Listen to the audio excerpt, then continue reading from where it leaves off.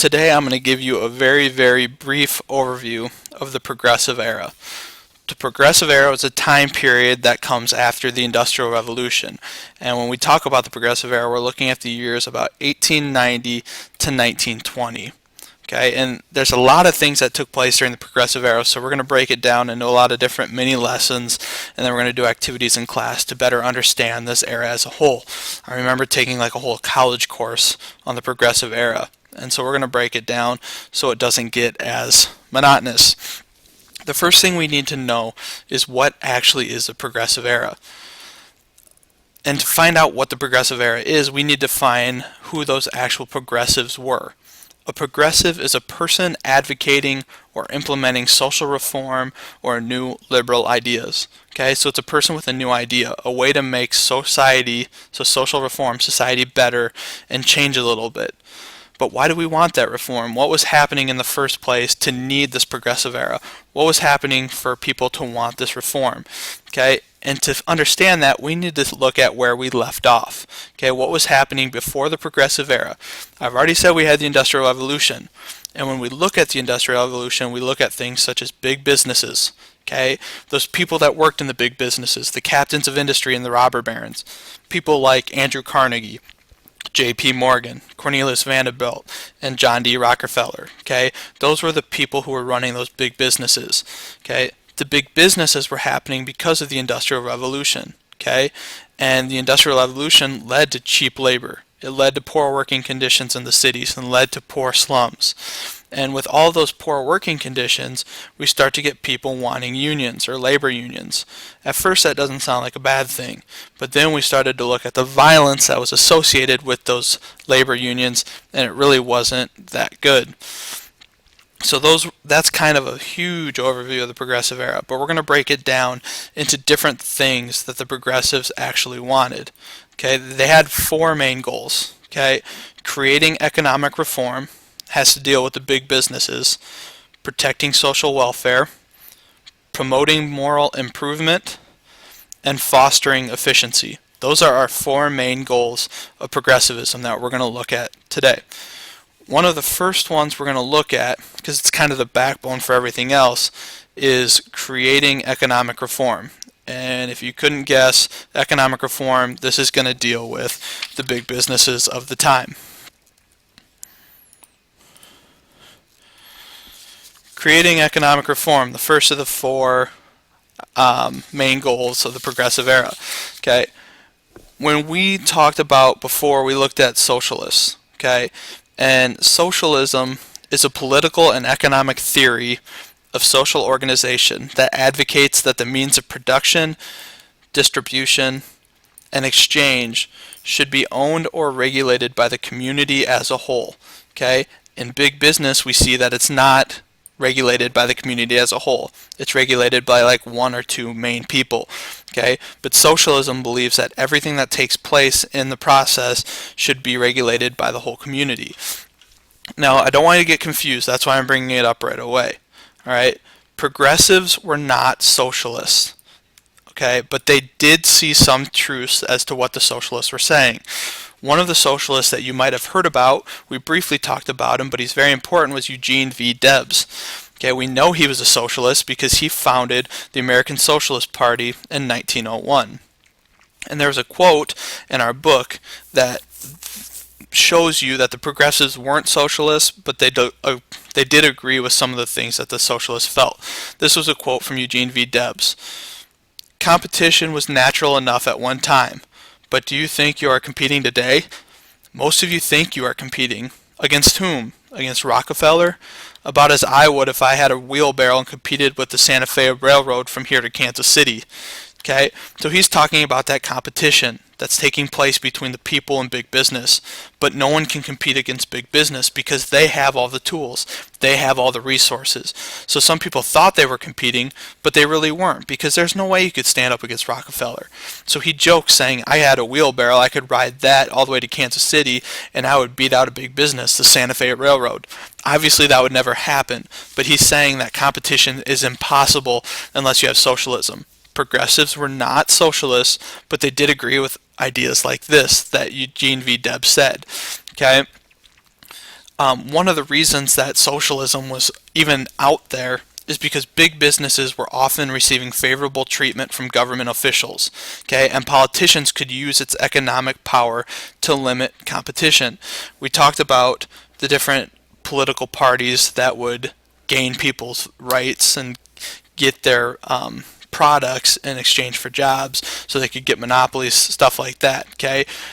Overall, you just need to know that big business was basically corrupt and politics were starting to become corrupt because of the big businesses, okay? And one way that people knew about this corruption is because people were writing about it, and they didn't jump on the internet and go to CNN.com to find out their information. They would read it in magazines. And this increased corruption that was taking place in big business and in politics was being written about in all these different magazines. And what we call those people that were writing about them are muckrakers, and we'll break down that name in class. But a muckraker, the definition is one who spreads real or alleged scandal about another, usually for political gain. So it's not saying they lied, it was real or alleged scandal that they would put into their magazines to try and get political gain, to try and make themselves look better and make the big businesses look bad. So once we got that big business under control, and the muckrakers were trying to do that, we could shift our focus to the weaker members of society. The strong members, obviously the big business and the politicians, needed to be controlled first. But once we controlled them, we could start looking at those weaker members like women, you could look at children, you could look at the sick, and you could look at the poor. All people that were in need of assistance but couldn't get it at that time. So that takes us to our second main goal of progressivism. These will go a little bit faster. Okay, we talked about creating economic reform. Now we're going to look at the second one, protecting social welfare.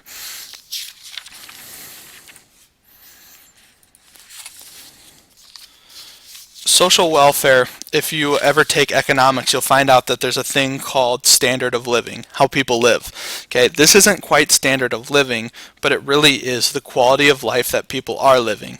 Okay, and when I say quality of life, I'm talking about things like the environment in a certain city, or the crime rate, or the religion that takes place in the city, things that really make people's society better.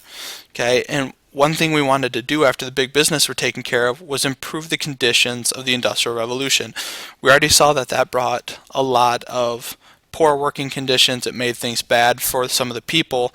Okay, so we wanted to improve those, improve the society, improve their way of life. Okay, one of the groups that wanted to do this was the social gospel movement. They wanted to instill religious ethics into the business world because, as we know, businesses weren't really being run with religious ethics. Okay, one thing the social gospel movement thought, the people that were in it, they thought that the second coming of Christ couldn't take place until humankind was able to rid themselves of social evils that were caused by humans. Okay, those are some of the things that were happening in the social gospel movement that they thought they needed to fix. A second group at this time that was trying to protect social welfare was the settlement house movement. You might have heard about this before, but the settlement house movement was where the rich and the poor would kind of come together in society and work closely together. Because in the past, the poor people lived in the slums, the rich people lived in their places, the middle class had their own spots in the cities, and they never really mingled. Okay, the settlement house movement was kind of a movement to get the rich and the poor to live closer together, so they established settlement houses in poor urban areas in which volunteer middle class, okay, so not everybody in the middle class, but the volunteers would move into those poor slums and work together with the poor people, try and make their lives better. There was also one other group that I'm going to briefly talk about, and that was the Young Men's Christian Association, or the YMCA, just like the one we have here in Spirit Lake, Okoboji. Okay, the YMCA were a group of people that would try and establish libraries or classes or different pools that people could go to make their social welfare better, or especially their health, so they could become more healthy and get out of the poor slums and stuff like that.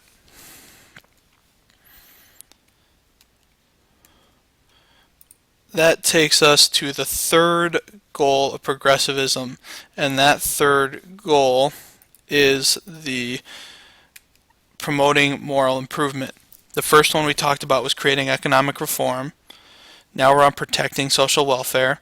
Then we get to promoting moral improvement.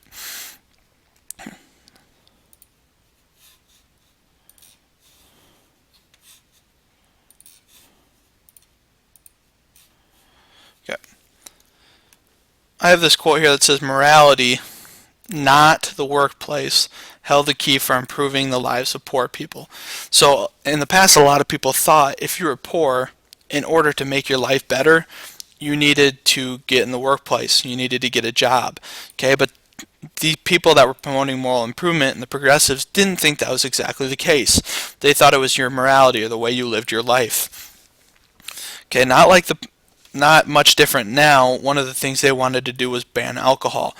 I remember when I was in middle school, I went to Washington, D.C., and my teacher kept saying, don't give the homeless people money, because what they're going to do with it is they're going to go buy alcohol, and they're just going to get drunk with the money that you give them. Okay, and that was happening at this time too. The poor people were just going out and buying alcohol and not getting jobs. Okay, they weren't going to the workplace, and their lives weren't being better. So one thing that the progressives wanted to do was they wanted to practice prohibition or banning alcohol altogether. There were a couple different groups that were in favor of this. The WCTU, the Women's Christian Temperance Union, okay, and the Anti-Saloon League. And you can see that with prohibition, it was a chance that women had to really leave their mark on the progressive era. And we'll talk a lot about women's roles during the progressive era, but prohibition was one of the things because they wanted their husbands to stop drinking alcohol so that they could get their life together and get better, not just sit there and drink all day and waste their life away. And that takes us to our very last goal of progressivism, and that's fostering efficiency. Okay, when we look at progressivism, we started with creating economic reform, and that was big business. Okay, so we talked about the businesses. Then we went away from the business for a little bit, and we talked about protecting social welfare and promoting moral improvement. We're going to kind of go back for a second to talking about big business because it played a major role in progressivism, and fostering efficiency has to do with big business. When I talk about fostering efficiency, I'm going to talk about a couple individuals that were kind of involved in the big businesses and how they aided in the progressive movement. Louis D. Brandeis, he had his Brandeis brief, and this was something in a court case. And in the court case, he was able to show the effects of long hours and harsh working conditions on wage-earning women in this court case. Okay, so big role in the progressive movement and the big businesses through his Brandeis brief. Okay, we also have Frederick Winslow Taylor. What Frederick Winslow Taylor was able to do was practice something called scientific management. Okay, he was able to use time and motion studies to improve efficiency because at that time we had all these assembly lines, and I know I've used it as an example before, but I'm from Forest City, and in Forest City we have Winnebago, where they have these huge assembly lines. People working on cabinets, people working on carpet and painting the Winnebagos, putting decals on it. And these assembly lines are long days, they're long hours, they're boring, they're monotonous, and you can get injured if you aren't careful at what you're doing. And sometimes if you keep working, it gets boring and you could get injured. Alright, and so he used scientific management as a way to kind of improve efficiency on the assembly lines. Okay, if people were slacking, he could find out using his time and motion studies to see how long it should take to do something. Okay, so we call that scientific management. Another individual that I know you all have heard of is Henry Ford, because in his Ford companies he would have these assembly lines that were long and monotonous hours and days. And what he did to try and cut down on the worker turnover, because people would always leave because they didn't want to work on those assembly lines, is he would reduce the workday to 8 hours. Before that, the work days were a lot longer, and people didn't like that. So he was able to cut down those days, so people wanted to stay.